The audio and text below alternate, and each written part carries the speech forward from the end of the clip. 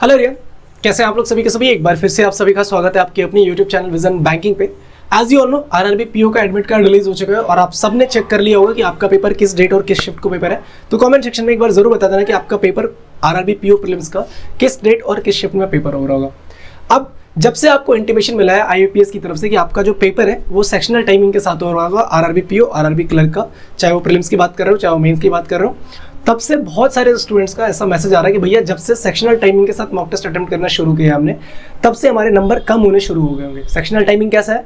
25 minutes में आपको 40 question करने हैं रीजनिंग के, 20 मिनट्स में आपको 40 क्वेश्चन करने हैं क्वांटिटेटिव एप्टीट्यूड के। अब जब आपने इस पैटर्न पे स्टार्ट करा होगा तो बहुत सारे बच्चे बोल रहे हैं कि भैया मेरे स्कोर ना पहले जब कंबाइंड टाइमिंग थी 45 मिनट्स की तो मैं 56, 57 या 60 तक स्कोर कर पा रहा था, वही स्कोर मेरे कम हो गया, अब 51, 52, 53 आ रहा है, या फिर जो पहले 50, 55 के बीच में आ रहा था वो 45, 50 के बीच में आ रहा है। तो कहीं ना कहीं मेरे 5, 6, 7 नंबर कम होते हुए नजर आ रहे हैं। और एग्जाम अब 7-8 दिन के बाद एग्जाम है और एंड मोमेंट पे मेरे को ये दिख रहा है कि मेरे नंबर कम होते जा रहे हैं। तो क्या करना चाहिए, क्या प्रॉब्लम है, डेफिनेटली इस टॉपिक पे बात कर रहे होंगे इस सेशन में कंप्लीटली कि क्या इशू क्या आ रही है। और आपको इस पॉइंट ऑफ टाइम पे जब आपके 7-8 दिन पेपर है और एंड मोमेंट पे आपका पैटर्न चेंज हुआ है तो आपको किस तरीके से तैयारी करनी चाहिए। बट सबसे पहले उन सभी स्टूडेंट से बात कर लेते हैं जो अभी भी एग्जाम पैटर्न पे क्वेश्चन नहीं अटेम्प्ट करें, मॉक टेस्ट नहीं अटेम्प्ट करें, मतलब सेक्शनल टाइमिंग के साथ। रीजन उनके पास बहुत सारी हो सकती है। बहुत सारे स्टूडेंट के पास तो ऐसा हुआ होगा जिन्होंने जिस भी मॉक टेस्ट को परचेज किया होगा ना, ऑलमोस्ट 19-20 मॉक टेस्ट हर कोई प्रोवाइड करता है, तो 15, 16, 17 तो उन्होंने पहले लगा दिए थे।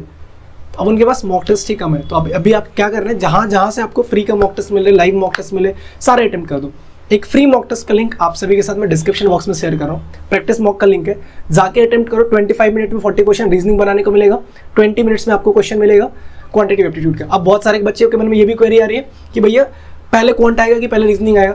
देखो, जो पीईटी का एग्जाम रिसेंटली कंप्लीट हुआ है तो उनमें क्या, उसमें क्या देखने को मिला कि पहले रीजनिंग एबिलिटी का पेपर ओपन हुआ है, तो वी कैन एक्सपेक्ट कि रीजनिंग एबिलिटी का पेपर खुले, बट कहना मुश्किल है क्योंकि अभी पहली बार पेपर हो रहा होगा, तो ऐसा तो श्योरिटी नहीं। याद है ना, आईबीपीएस का पेपर आया था तो पहले एसबीआई क्लर्क का पेपर आया था तो पहले रीजनिंग स्टार्ट हुआ था, फिर क्वांट, फिर इंग्लिश, एक बार पलट दिया था उल्टा करके सीधा। तो कुछ भी पॉसिबिलिटी है, आईबीपीएस कुछ भी कर सकता है। फिलहाल डिस्क्रिप्शन बॉक्स में प्रैक्टिस मॉक की फ्री मॉक टेस्ट का लिंक आप सभी के साथ शेयर करूँ, जाके जरूर अटेम्प्ट करना, अपने स्कोर मुझे सभी के सभी जरूर बताएंगे, ठीक है। अब देखो क्या हो रहा है कि आप पहले क्या अटेम्प्ट कर रहे थे, जब भी आप पहले मॉक टेस्ट अटेम्प्ट कर रहे थे तो आपके नंबर कम हो रहे। रीजन उसके पीछे क्या है कि पहले हम क्या करते थे ना, हमारा जो भी वीक पॉइंट टॉपिक होता था हम उसको बाद में बनाते थे। मान लो कि किसी का रीजनिंग पहले, मान लो रीजनिंग आपकी बहुत अच्छी है तो आप पहले क्या अटेम्प्ट करते थे, रीजनिंग अटेम्प्ट करते थे ना, और फिर आप क्वांट अटेम्प्ट करते थे और आप टारगेट करते थे कि 20 मिनट में, 21-22 मिनट में कंप्लीट कर लूंगा। अब अगर 20-21 मिनट में आपके रीजनिंग अटेम्प्ट हो जाते तो आपके पास क्वांटिटेटिव एप्टीट्यूड को बनाने के लिए 24 मिनट होते थे। या फिर आपकी रीजनिंग वीक है तो आप अपना 45 मिनट से 25-26 मिनट अपना क्वांट को देते थे, सो दैट कि मेरे पूरे क्वेश्चन बन जाए, या फिर मैं 32-33 क्वेश्चन बना लूँ। लेकिन अब आपके पास वो मौका नहीं है। तो सबसे बड़ी क्या हो रही है कि आप अपने वीक पॉइंट पर, आपका जो वीक टॉपिक है, आपको उसमें भी उतना टाइम देना पड़ रहा है जितना आप नहीं देते थे पहले। तो पहली पॉइंट तो ये आ रही है कि आप, अब देखो टाइम कम होने का रीज़न क्या है। पहले आपके पास 45 मिनट का एक्यूमुलेट टाइम होता था, अगर 25 मिनट तक आप रीजनिंग ही बना रहे हो, मैं एक एग्जांपल ले रहा हूँ, 24 मिनट 50 सेकंड तक आप रीजनिंग बना रहे हो और 24 मिनट 55 सेकंड में आपका जाके एक पजल सॉल्व हुआ, आपके पास टाइम है, आप बना सकते थे पहले, उस पजल को सॉल्व कर सकते थे। लेकिन अब क्या है कि 24 मिनट 55 सेकंड पर अगर आपका पजल कंप्लीट हुआ ना तो आपके 5 क्वेश्चन सॉल्व नहीं होंगे। मतलब आपने क्वेश्चन तो सॉल्व कर लिया बट आपके नंबर कम हो गए वहाँ पे। वही क्वेश्चन जब एक्यूमुलेट होता तो आप, एक्यूमुलेटेड टाइम होता तो आप बना लेते होते, सबसे पहली बात। तो इस वजह से आपके नंबर कम हो रहे हैं। और ऐसा नहीं कि आपके नंबर कम हो रहे हैं, आप जिस मॉक टेस्ट में अटेम्प्ट कर रहे हो ना, आप जो भी टेस्ट सीरीज आप अटेम्प्ट कर रहे हो, आप देखना कि जहाँ पे पहले आपका 56, 57 पे आपका 90 परसेंटाइल बन रहा होगा, एक मैं मतलब पॉसिबिलिटी बता रहा हूँ कि 56, 57 पे अगर आपका 90 परसेंटाइल बन रहा होगा, वही 90 परसेंटाइल अब 52, 51 पे आपका बन रहा होगा। तो इसका मतलब क्या है, आपके नंबर कम नहीं हुए, नंबर सबके कम हुए, तो आपका परसेंटाइल मेंटेन होना चाहिए। आप कोशिश क्या करो 92, 93 परसेंटाइल से ऊपर अपना स्कोर अभी भी करो। अब सबसे इंपॉर्टेंट बात क्वांटिटेटिव एप्टीट्यूड को लेके बताऊंगा, इस बार ना रुला देगा सबको क्वांटिटेटिव एप्टीट्यूड, मैं लिख के बता रहा हूँ। क्वांटिटेटिव एप्टीट्यूड रुलाएगा आप सभी को, जो पहली बार पेपर दे रहे, जो इससे पहले जिन्होंने आरआरबी का पेपर दिया उनको तो रियलाइज है थोड़ा बहुत, लेकिन जो पहली बार दे रहे ना, इस मिथ में मत रहना कि मैं 20 मिनट में ना आईबीपीएस में 25 क्वेश्चन कर लेता तो यहाँ पे भी कर लूंगा, नहीं हो पाएगा।